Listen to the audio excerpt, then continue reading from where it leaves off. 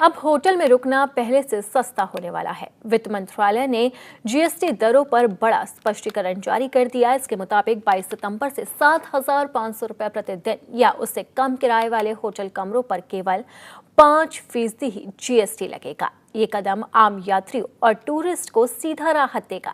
दरअसल अब तक ये कंफ्यूजन बना हुआ था कि अगर होटल मालिक इनपुट टैक्स क्रेडिट यानी कि आईटीसी का दावा करते हैं तो वो 7,500 रुपए से कम किराए वाले कमरों पर भी 18% जीएसटी वसूल कर सकते हैं। इससे ग्राहकों पर अतिरिक्त बोझ पड़ सकता था, लेकिन अब सरकार ने साफ कर दिया है कि इस तरह का कोई विकल्प नहीं है।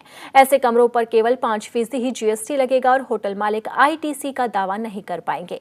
ये फैसला केवल होटल इंडस्ट्री तक सीमित नहीं है। मंत्रालय ने सौंदर्य और शारीरिक देखभाल सेवाओं जैसे कि जिम, ब्यूटी सर्विसेज पर भी स्थिति साफ की है। इन सेवाओं पर भी सिर्फ 5% जीएसटी लगेगा और यहां भी आईटीसी की सुविधा उपलब्ध नहीं होगी, यानी कि ग्राहकों को 18% की जगह केवल 5% ही टैक्स देना होगा।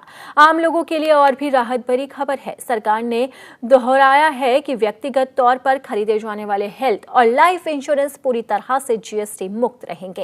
इसका मतलब है कि अब इन पॉलिसीज पर कोई अतिरिक्त टैक्स नहीं देना होगा। वित्त मंत्री निर्मला सीतारमण ने 3 सितंबर को जीएसटी में बड़े बदलाव की घोषणा की थी। जीएसटी 2.0 में 2 स्लैब की सरल संरचना अपनाई जाएगी। न्यू जीएसटी रेट के तहत विलासिता और अहितकर वस्तुओं पर 40% का हाई टैक्स स्लैब लागू किया गया है। बहुत सी चीजें सस्ती हो रही है, लेकिन कुछ चीजें महंगी भी हो रही है।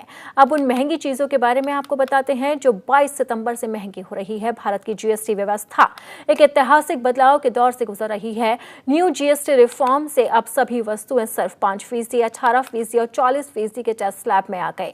नई जीएसटी दरें 22 सितंबर से लागू हो रही है। इसमें अधिकांश रोजमर्रा की वस्तुएं सस्ती हो जाएगी।